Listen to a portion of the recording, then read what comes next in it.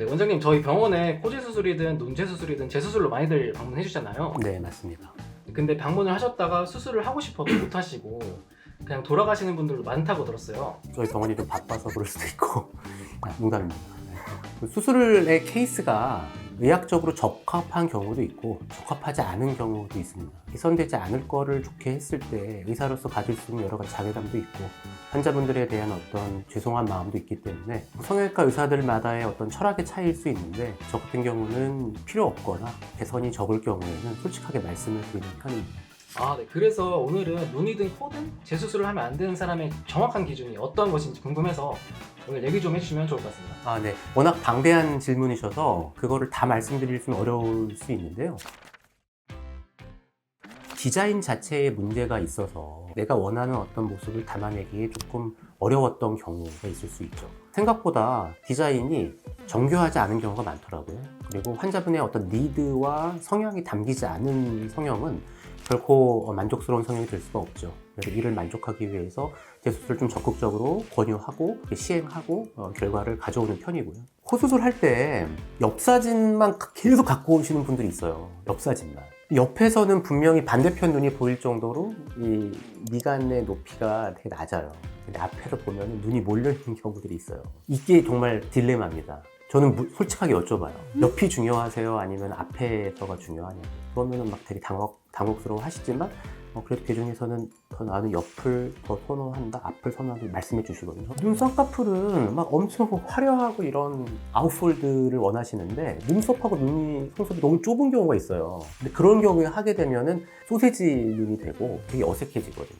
45도 정면, 옆에, 밑에 모든 각도를 다 분석해서 적어도 80점 이상의 성적을 다 걷어내는 게 중요한 거지 옆은 100점인데 앞에서 0점이 이런 건 아무 의미가 없고요. 그게 아니라 기능적인 문제가 있는 경우가 있어요. 수술을 했는데 코 모습은 뭐 카리나 코예요. 근데 숨 쉬질 못해요. 저는 이런 건 잘 됐다고 얘기를 하진 않거든요. 기능적인 거 그거 외에도 눈 같은 경우에 눈에 피부 절제량이 너무 많아서 눈이 안 감기신다든지 토환이 생겨서 삼각형 눈매에 너무 어색하게 수술한 티가 많이 나는 경우가 있어요. 밸런스와 기능과 심리적인 것의 전체적인 조화, 거기에 본인의 니드가 담겨있는 성형이 가장 지속 가능하고 바람직한 성형이라고 생각합니다. 어떤 횟수의 문제라기보다는 조건의 문제라고 보시는 게 맞습니다. 여러 번 수술을 반복함으로써 코 피부가 얇아졌다.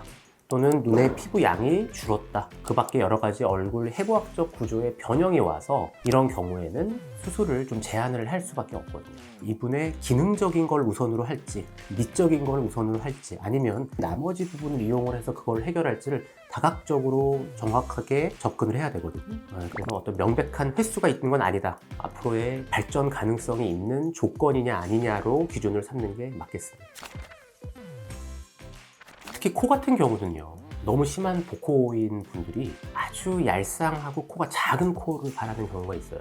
작은 복코는 코를 융비, 즉 코를 늘려줌으로써 슬림해지게 할 수가 있고요. 큰 복코는 정말 답이 없어요. 어느 정도 선에서 정리하는 느낌으로 해야지 콧등과의 조화라든지 턱과의 조화 때문에 어느 정도 수준 이상으로 코를 빼면은 피노키오 코처럼 보이거나 좀 어색해 보일 수가 있어서 그런 전체적인 밸런스 때문에 한계가 있겠습니다. 눈 같은 경우만 하더라도 수술을 통해서 눈의 피부가 부족해졌거나 이분이 바라는 어떤 눈의 크기 자체가 지금의 눈의 돌출도에서는 표현할 수가 없는 경우가 있습니다. 그래서 그런 것들을 말씀드리는 편이고 윤곽에 있어서도 머리 크기 이런 거는 조절할 수가 없는 거랑 마찬가지가 되겠습니다.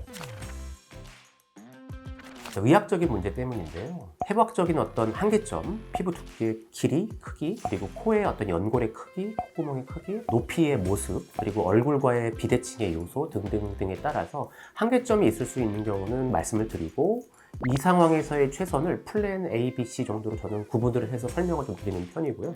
연예인의 어떤 특정 모습을 아주 프레젠테이션을 해서 가져오시는 분들이 꽤 많이 있거든요. 근데 저는 그거 자체는 나쁘지 않다고 생각합니다. 하지만 가져오는 사진이 만약에 다양한 여러 명의 사진이다. 예를 들어서 뉴진스 민지코를 가져온다고 하면은 민지코에 걸맞는 스타일의 고윤정 씨의 코라든지 한소희 씨의 코라든지 약간의 매보리가 있고 조금 시크한 느낌의 코를 가져오시는 건 상관이 없는데 갑자기 좀 부드러운 어떤 느낌의 연예인들의 코를 가져오시는 거는 거의 극과 극의 모습의 사진들이 연달아 들어온다는 얘기는 그 내적 갈등이 아직 끝나지 않았다는 걸 의미를 해서 고민의 정리를 저는 끝내고 오셨으면 좋겠고, 너무 과도한 어떤 기대치를 갖고 있는 분들은 이런 부분에서는 요거는 한계가 있고 요렇게까지 가능하다고 저는 현실적인 조언을 드리는 편입니다.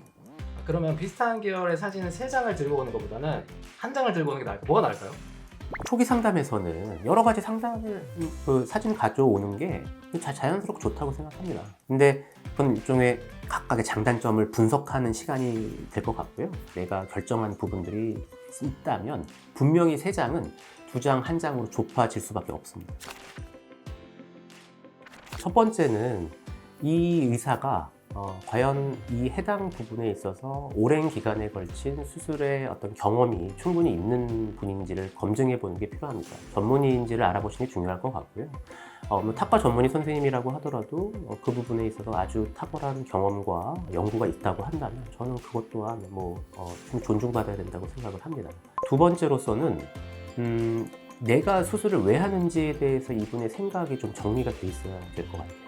내 얼굴에서 어떤 자연스러움을 표현하고 싶은 건지, 아니면 좀 급격한 변화라고 하더라도 얼굴에 좀 구조적인 큰 변화를 통해서 내 자존감을 좀 찾고 싶으신 건지, 너의 니드가 어떤 건지에 대해서 좀 분명하게 해볼 필요가 있죠. 세 번째로는 그 병원이 여러 시스템이 안전과 어떤 이 수술을 담아내기에 충분한 어떤 환경이 제공되는지, 안전 장비라든지 여러 가지 시설에 대해서도 알아보시고, 이 수술의 결과를 안정적으로 가져오기 위해서 CT라든지 그 밖의 장비를 충분히 갖고 있는지도 확인해 보시는 게 좋겠습니다. 오늘은 눈 재수술, 코 재수술에 대해서 여러 가지 하면 안 되는 경우, 해서 좋은 경우 등등등과 관련해서 알아봤는데요. 다음번에 더 유익하고 더 재밌고 그런 정보를 가지고 다시 찾아뵙도록 하겠습니다. 감사합니다.